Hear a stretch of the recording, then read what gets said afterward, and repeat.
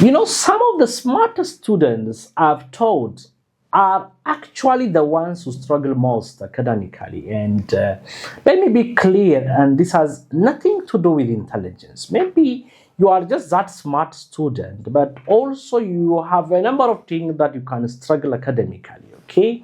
And let me share with you some important points why some smart students could struggle academically. You see, being smart is not the same as an academic success. You could be smart when the lecturer teaches you, get the concept quickly, but remember, being smart simply means you understand things quickly, you see. But academic success is completely different. You see, academic success means you can perform consistently, and remember my word, consistently, in exams, in assignment, and also with deadlines. So being smart, maybe you get the concept immediately in the classroom, but when it comes to submission of assignments, submission in exam, that could be a problem, okay? Maybe they could delay those students which I mentioned, so maybe they did not plan very well, so that all makes everything a problem. Also, smart students, the interesting part is they rely too much on last minute study.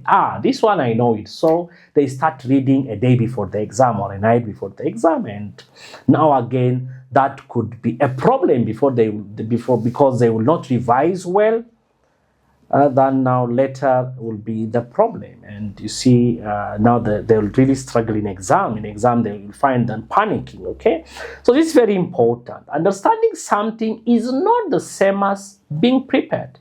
You might understand it in the class, but remember, the way the brain works is through repetition. It needs repetition, it needs revision, it needs an active learning. That's why you find some smart students, they don't build strategies, because for them things used to come easily when they are a high school student, and maybe when they join university, now it's a completely different system.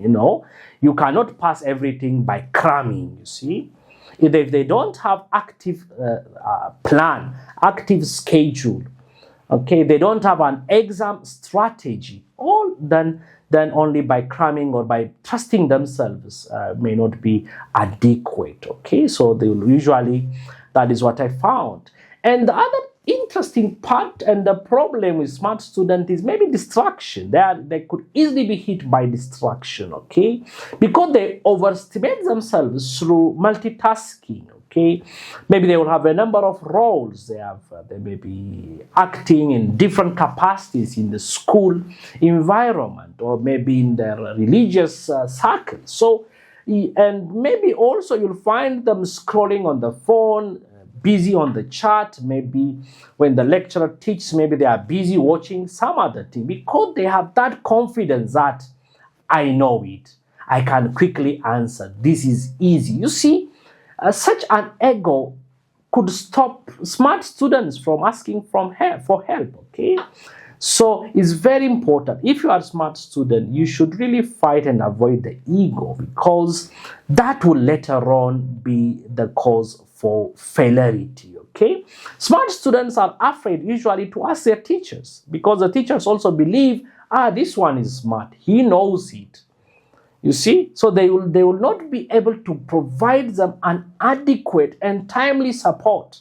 And yet the students are not also approaching their lecturers, so they will be lost in the middle. So by the time you find, or we the lecturers find smart students, maybe they are draining down. So remember this, academic success is not built on how smart you are. Rather, academic success is built on habits, on systems, on strategies, on consistency, and the big thing, on humility. If you are smart and if you are struggling, don't worry, you are not alone, you are not broken. It happens, okay? You just need a better advice, a better guidance, a better strategy, and all those things can be learned. It's not an inborn thing. It's very good to be smart. I love smart students. They are so good, but they need guidance. They need mentorship. I don't know for how long you study per day, but many students think studying for long hours will automatically translate to a better grade. And I don't know if that is true. You see, long hours of studying do not guarantee good grades. Maybe you might find yourself sitting for 6 hours and maybe you are scrolling your phone and in the middle you are distracted and then you'll say, I've been studying in the library for 6 hours. It may not translate. So the first important thing is the quality of your reading. What matters is not how long you sit with books, but what your brain is actually doing.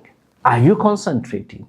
You see, you can just still sit for hours reading, rereading the notes, highlighting, and then in the middle scrolling your phone, getting distracted, and maybe you might call it studying, but no. But your brain didn't really learn much. So the quality of study is very important. The second one is the study methods, you see. Many students study for long hours because they don't have a clear method. They don't know what best strategy they should follow. So you'll find them reading everything, highlighting, trying to memorize, trying to cram. But this is not really studying, colleagues. It's just trying to survive, you see. Effective studying is about focus. It's not about endurance. It's not about sitting for long hours. What it needs is a deep focus and a clear goal.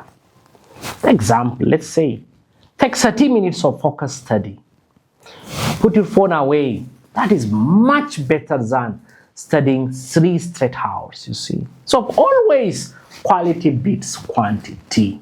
I'll repeat, quality beats quantity. Effective study also means that sometimes you need also to test yourself, you see.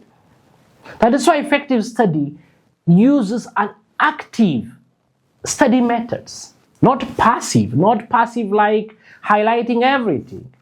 When we talk about active study, again, I know I'll talk about it in the next video again, okay?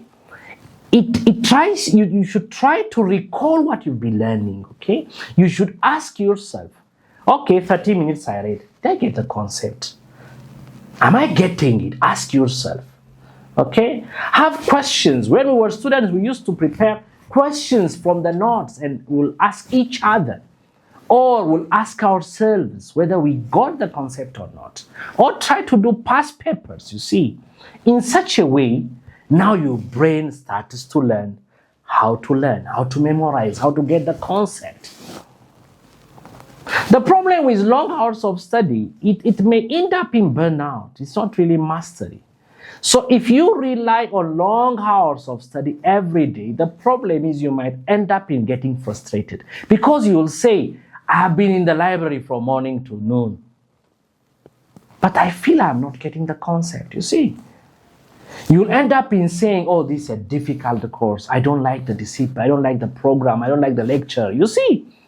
So the problem may not be the lecture, may not be the program you are studying, but maybe you are not really concentrating. Your focus is somewhere. There's a lot of distraction, you see. And finally, you'll end up in being burnout. You see, your memory will drop. You will lose interest. You will lose your confidence. So what am I saying? Studying effectively. If you study effectively, for sure, you will be protecting your energy. Remember, academic success is not about how long you study. It's about how well you study. If you're studying long hours and still if you are struggling, again, never blame yourself. Seek for support. Ask for support. Try to fix your method. At least with one of the advice I gave you from this video. Read for short hours, maybe 30 minutes. Take the next 10 minutes to go back and to ask yourself, am I on the right track? What are those pointers I got from the last 30 minutes? Will I be able to explain this concept to my friend? If you do that, you will slowly enjoy your reading. See you in the next video.